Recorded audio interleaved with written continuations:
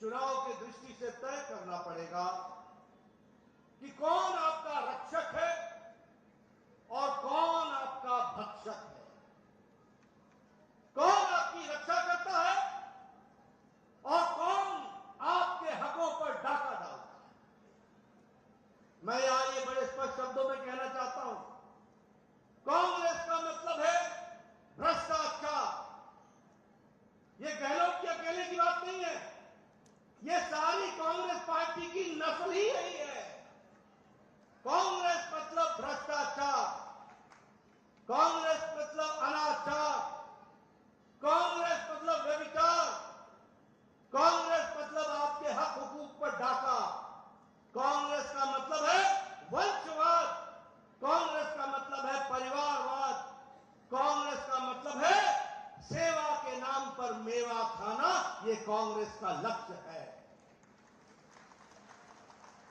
और दूसरी ओर Bharatiya Janata party, Bharatiya Janata party का मतलब है विकास, भारतीय जनता पार्टी का मतलब है तरक्की, भारतीय जनता पार्टी का मतलब है आपके लोगों की चुनी हुई और लोगों के हित में काम करने वाली सरकार। भारतीय जनता पार्टी का मतलब है कि हम लोगों के हित के साथ जुड़कर महिलाओं के हित की चिंता करना, किसानों के हक की चिंता करना, युवाओं को उसका हक दिलाना, नौजवानों के साथ खड़े होना और राजस्थान को एक विकसित राज्य के रूप में आगे बढ़ाना, यह भारतीय जनता पार्टी का लक्ष्य है। मुझसे कई बार कोई पूछता है कांग्रेस पार्टी का पता क्या है, तो मैं कई बार बोलता हूं कांग्रेस पार्टी का पता लापता है। ये लापता है। इनके राज में बिजली लापता, सड़क लापता, पानी लापता, विकास लापता, सब कुछ लापता। एक ही चीज का पता है और वो है भ्रष्टाचार। जहां जाते हैं वहां भ्रष्टाचार करते हैं। भारतीय जनता पार्टी जहां कांग्रेस एक तरफ अंधेरा लाती है, तो भारतीय जनता पार्टी उजाला योजना से और सौभाग्य योजना से आपको अंधकार से दूर करती है। इस बात को हमको समझना होगा। कांग्रेस पार्टी जहां 9 लाख गरीबों को आवास योजना आपसे छीनती है, वहीं मोदी जी आपको 14 लाख से ज्यादा आवास योजना में मकान देकर के पक्का मकान देने का काम करते हैं। ये भी हमको ध्यान में रखना है। जहां कांग्रेस पार्टी आपको गरीबी की तरफ ढकेलती है, वहां प्रधानमंत्री मोदी जी 80 करोड़ की जनता को प्रधानमंत्री गरीब कल्याण अन्न योजना में मुफ्त राशन देकर के 13.5 करोड़ लोगों को गरीबी की रेखा से ऊपर उठा देते हैं और विकास की ओर उनको ले चलते हैं। ये हमारा लक्ष्य रहा है। और उसी तरीके से फ्री इलाज, ये आयुष्मान भारत के तहत 50 करोड़ लोगों को, यानी भारत की 40% की आबादी को 5 लाख रुपए गंभीर बीमारी के लिए लड़ने के लिए, उसके लिए प्रधानमंत्री मोदी जी का आयुष्मान भारत हम लोगों को, गरीब लोगों को मदद करता है ताकि वो गरीब इलाज करा सके। लेकिन मैं आपसे पूछता हूं, क्या ये सच्चाई नहीं है कि आज राजस्थान 5 बातों के लिए जाना जा रहा है? पहला जाना जा रहा है रेप और महिला उत्पीड़न के लिए, दूसरा किसानों के साथ धोखा करने के लिए, तीसरा सरपंच से जुदा ये नारा लगता है, और लोगों को जिसको कहते हैं कि छदम धर्मनिरपेक्षता, उसका हमको यहां प्रमाण देखने को मिलता है। मंदिरों पर बुलडोजर चलता है। जिस पेपर लीक की आपने बात की, युवाओं के साथ विश्वासघात होता है। बताइए, ये 5 बात के लिए आज राजस्थान जाना जा रहा है कि नहीं जाना जा रहा है? जाना जा रहा है कि नहीं जाना जा रहा है? जाना जा रहा है कि नहीं जाना जा रहा है? बताइए, ऐसी सरकार को रहने का अधिकार है क्या? परिवर्तन लाओगे? परिवर्तन आएगा? राजेंद्र मीना जयपुर पहुंचेगा? मित्रों, मैं कुल मिलाकर के 1 किलो सोने की ईंट आपके सेक्रेटेरिएट में मिले, अगर आपके सेक्रेटेरिएट के अलमारी में 2 करोड़ 31 लाख रुपए नगद मिले, तो आप बताइए भ्रष्टाचार हो रहा है कि नहीं हो रहा है? भ्रष्टाचार हो रहा है कि नहीं? गहलोत की नाक के नीचे हुआ है कि नहीं हुआ? आप बताइए, गहलोत के परिवार ने और इनके परिवार के लोगों ने ठेकेदारी में 11,000 करोड़ रुपए का रिश्तेदारों ने ठेका लिया कि नहीं लिया? लिया कि नहीं लिया? इसके भाई ने, गहलोत के भाई ने फर्टिलाइजर में सब्सिडी वाला फर्टिलाइजर एक्सपोर्ट किया कि नहीं किया? भ्रष्टाचार किया कि नहीं किया? केस लगे कि नहीं लगे हैं? आपने 25 तारीख को राजेंद्र मीना जी को भेज देना, एसआईटी बैठवाऊंगा और ऐसे लोगों को जेल के सिक्कों के पीछे डाला जाएगा, ये आप ध्यान में रखिए।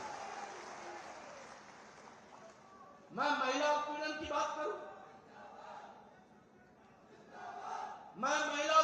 बात करूं, आज राजस्थान महिलाओं में रेप में नंबर 1 पर है। पिछले 5 साल में 10 लाख से ज्यादा केसेस हुए, 10 लाख से ज्यादा 5 साल में। आप बताइए, प्रतापगढ़ की घटना उठा लो, अलवर की घटना उठा लो, भीलवाड़ा की घटना उठा लो, चूरू की घटना उठा लो, बाड़मेर की घटना उठा लो, और नेशनल हमारा जो क्राइम रिकॉर्ड ब्यूरो है वो बताता है Rajasthan is number 1 in rape case. ये राजस्थान जो संस्कारों के लिए जाना जाता था, ये राजस्थान जो शांत प्रिय प्रदेश के रूप में जाना जाता था, अभी डॉक्टर मीना बता रहे थे कि एक बच्ची के साथ रेप हुआ, बाद में उसको भट्टी में डाल दिया। ये अमानवीयता, ये अमानवीय व्यवहार। बोलिए, राजस्थान को तस्वीर बदलनी है ना? बदलनी है ना? तो बदलनी है तो गहलोत को घर पे बैठाना होगा और भारतीय जनता पार्टी को जिताना होगा। इसके लिए आपको काम करना पड़ेगा।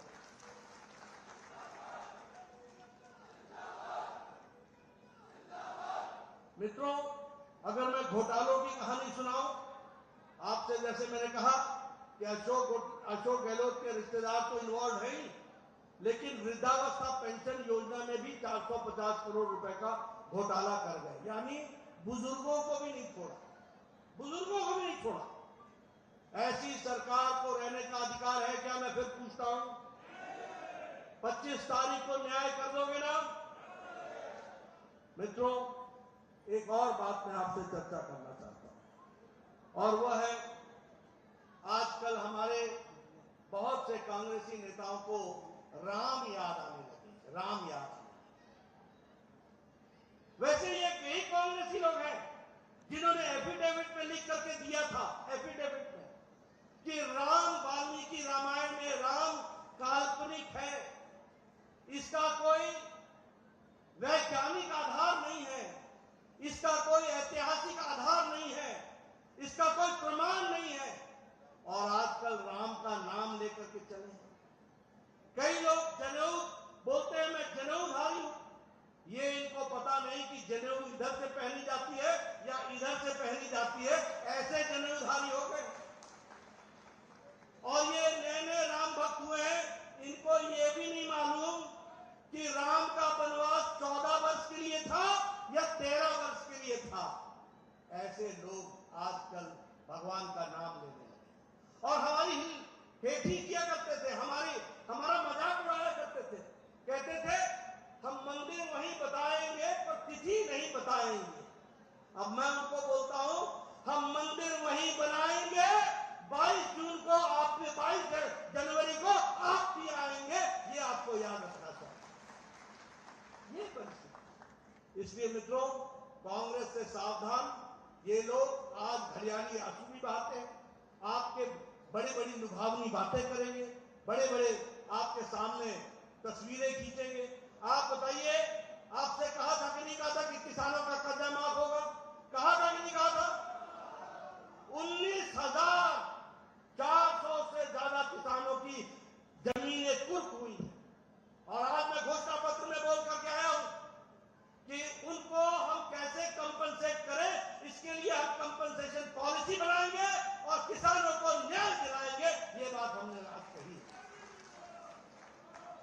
मित्रों, इनका काम है, ये एटीएम है, जब तक सरकार में रहे हैं यहां से पैसा इकट्ठा करो और वहां कांग्रेस में उन परिवार तक पहुंचा दो, इसकी ये चिंता करते हैं और कोई काम नहीं। पैसा इकट्ठा करो और दिल्ली दरबार में जाकर के खड़े हो जाओ, यही काम करते हैं कि नहीं करते? ऐसे लोगों को रहना है क्या? इनकी छुट्टी करोगे ना? मित्रों, हमारी सरकार जो है वो गांव, गरीब, वंचित, पीड़ित, शोषित, दलित, इन सब के लिए काम करने वाली सरकार है। और आज मैं ये कह सकता हूं, बताइए, मोदी जी के नेतृत्व में देश तरक्की कर रहा है कि नहीं कर रहा है?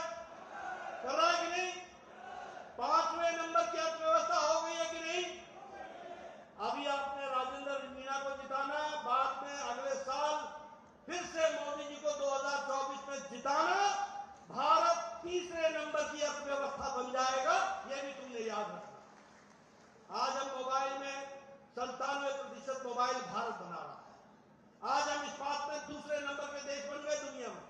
आज हम दवाई में दुनिया में सबसे सस्ती और सबसे अच्छी दवा भारत में बन रही है और 138% एक्सपोर्ट हमारा बढ़ा है। दुनिया को हम दवाई दे रहे हैं, ये हमको समझना चाहिए। आज पेट्रोकेमिकल्स में हम 106 गुना बढ़ गए। हर तरीके से विकास हो रहा है और उसी तरीके से लोगों का भी विकास हो रहा है। और इसलिए मैं ये कहना चाहूंगा कि आप बताइए, रोजगार गारंटी की दृष्टि से प्रधानमंत्री जी ने पिछले 6 महीने में 6 लाख लोगों को सरकारी नौकरी का अपॉइंटमेंट लेटर उनके हाथ में दिया है कि नहीं दिया है? दिया है कि नहीं दिया है? और आज हमने घोषणा की है, राजस्थान में युवाओं को 5 साल के अंदर 2.5 लाख सरकारी नौकरी दी जाएगी। इस बात को हम ध्यान दें। टूरिज्म के क्षेत्र में 5 लाख लोगों को डायरेक्ट रोजगार के अवसर प्रदान किए जाएंगे। तो इसलिए एक विकास की एक नई कहानी लिखने का काम हम लोगों ने किया है और राजस्थान को भारत सरकार जो दे सकती थी वो देने का काम किया है। मैं आपके सामने बताना चाहता हूं, भारतमाला प्रोजेक्ट में 2400 किलोमीटर की सड़क बन रही है और इसमें 44,000 करोड़ रुपए खर्च हो रहे हैं। पिछले 5 साल में रूरल में यानी गांव में 11,000 किलोमीटर की सड़क बनी है और उस पर काम हुआ है। उसी तरीके से दिल्ली दौसा लालसोट की सड़क, दिल्ली मुंबई एक्सप्रेस हाईवे, इस पर 12,000 करोड़ रुपए सिर्फ राजस्थान की धरती पर खर्च हुआ है, 12,000 करोड़। और उसी तरीके से रेलवे में आज 14 गुना बजट राजस्थान का बढ़ा दिया गया। आज लगभग 75% रेलवे लाइन राजस्थान के अंदर इलेक्ट्रिफिकेशन हो गया है, वो बिजली से चलने वाली बन गई है। यह भी विकास का काम हुआ है। इसलिए जो भारत सरकार कर सकती थी वो उसने करने का काम किया है मोदी जी के नेतृत्व में। बीकानेर, जैसलमेर और किशनगढ़ ये एयरपोर्ट चल पड़े हैं और अब नया एयरपोर्ट कोटा में 6,000 करोड़ रुपए का वह भी बनने का काम शुरू हो गया है, वह भी पूरा होगा। इसलिए रोडवेज, एयरवेज, हाईवेज, इस पर पूरी तेजी से काम चल रहा है। मुझे खुशी है आपको ये बताते हुए कि राजस्थान को भारतीय जनता पार्टी की सरकार ने 23 मेडिकल कॉलेज दिए, 23 मेडिकल कॉलेज, और 11 मेडिकल कॉलेज खुल गए हैं और दौसा को भी 1 मेडिकल कॉलेज दिया है। दौसा को भी मेडिकल कॉलेज तब मिला जब मोदी जी प्रधानमंत्री रहे हैं और बने हैं और उन्होंने आपकी सेवा की है। इस बात को हमको याद रखना चाहिए। इसलिए मित्रों, जहां तक भारतीय जनता पार्टी का सवाल है, मैंने आपको दोनों तरफ से बताया। एक तरफ वह सरकार है जो आपके हकों पर डाका डाल रही है, एक तरफ वो सरकार है मोदी जी के नेतृत्व में जो आपको तरक्की की ओर ले जा रही है, आपका विकास कर रही है। हम लोगों ने ये भी तय किया है कि प्रधानमंत्री किसान सम्मान निधि में आपको 6,000 रुपए साल का मोदी जी की तरफ से मिलता था। 25 तारीख को आप हमको चुनाव जिताएंगे, 3 तारीख के बाद हमारी सरकार बनेगी और इसके बाद किसान सम्मान निधि 6,000 से बढ़ाकर 12,000 रुपए साल का कर देगी। ये भी हमको ध्यान रखना और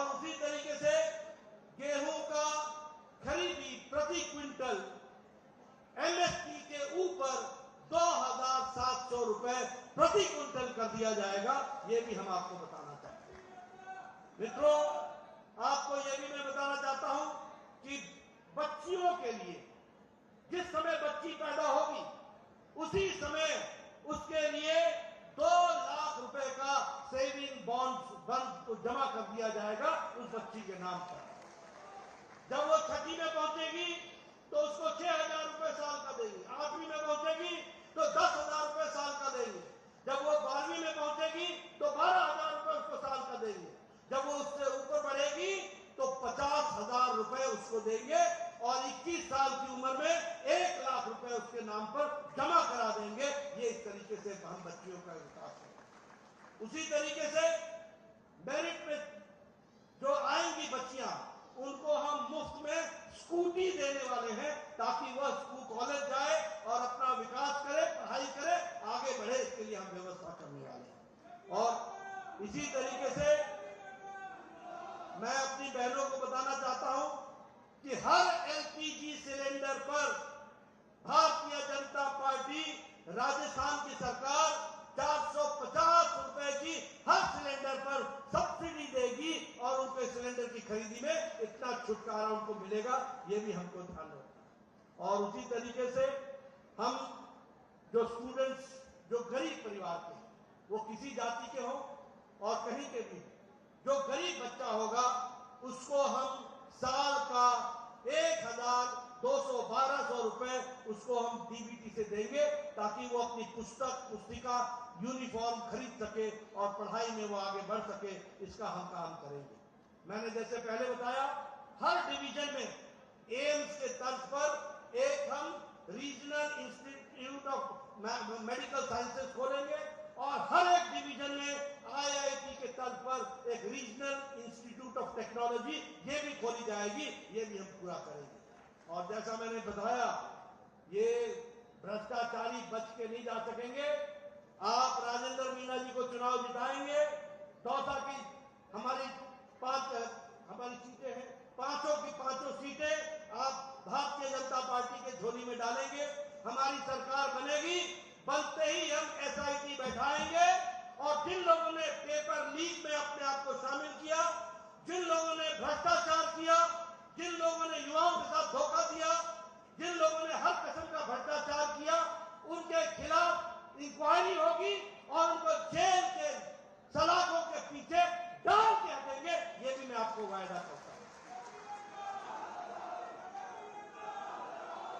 इसलिए मित्रों, आपका ज्यादा समय न लेता हुआ, इतनी भारी संख्या में, इतने उत्साह से आप सब लोग आए हैं, बताइए राजेंद्र मीणा को आशीर्वाद मिलेगा ना?